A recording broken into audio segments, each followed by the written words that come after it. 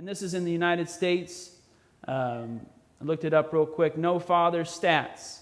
90% of homeless runaway children come from a home with no father. No stepfather, no adopted father. So even stepfathers and adopted fathers have a great impact on children. 85% of children with behavior disorders come from fatherless homes. 71% of teenage pregnancies come from fatherless homes. 71% of high school dropouts. 63% of youth suicides. 85% of youth in prison come from fatherless homes. So Satan doesn't necessarily have to possess you. Satan doesn't have to possess you. He can cause destruction by dismembering and attacking the family. Amen? And that's what he's doing today. Proverbs 14:1. The wise woman builds her house, but the foolish pulls it down with her hands. Proverbs 31:30. Charm is deceitful and beauty is vain, but a woman who fears the Lord is to be praised. Most women can have children, but that doesn't make us good, or I can't say us, them good mothers. Any woman can marry a man or partner with a man, but that doesn't make them a good spouse. Same with the men. Any man, most men can have children, produce children, but that doesn't make them good fathers. And a man can marry a woman, but that doesn't make you a good spouse. We have to rise from just doing what we do to becoming, like it says here, becoming a wise woman, a wise man, not a fool. Because if you're a fool, you're going to cause destruction. A wise woman will care for and love her children, will care for and love her husband. America is big on being beautiful on the outside, but on the inside we are immature and ugly. We have no fear of the Lord to depart from evil, and we want to do what we want to do regardless of the consequences.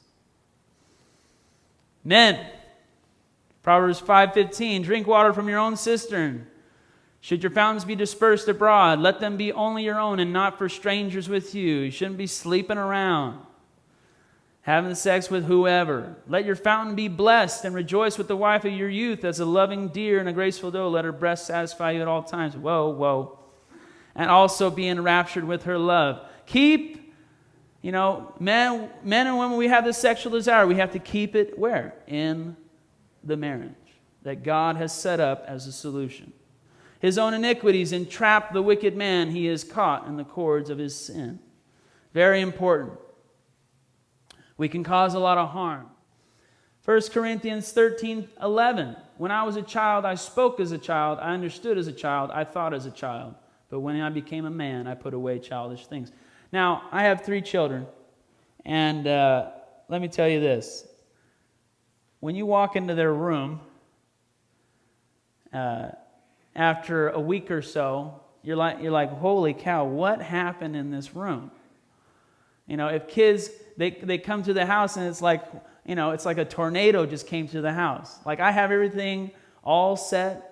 I've been washing up, dishes are put away, and the kids come in and it's like, whoosh, oh, this is over there. That's something's hanging upside down, right? And especially with real toddlers, right? Teenagers too. They come in the house, everything has been moved, you go in the bathroom, what just happened in here? Amen? When I was a child, I spoke as a child. I understood as a child. I acted like a child. I thought as a child. But when I became a man, I put away childish things. Men and women, it's time to grow up. Amen? And we become very selfish. We get married and we never grew up, and we are selfish with one another, and it hurts. It can hurt one another because we act like children. We got to grow from being a child. And so I bring that up because kids, they're wonderful and everything. But if you take your kid mentality into a relationship, your kid mentality into your life, you're going to cause chaos. Amen? You understand what I'm saying? We got to put that behind us.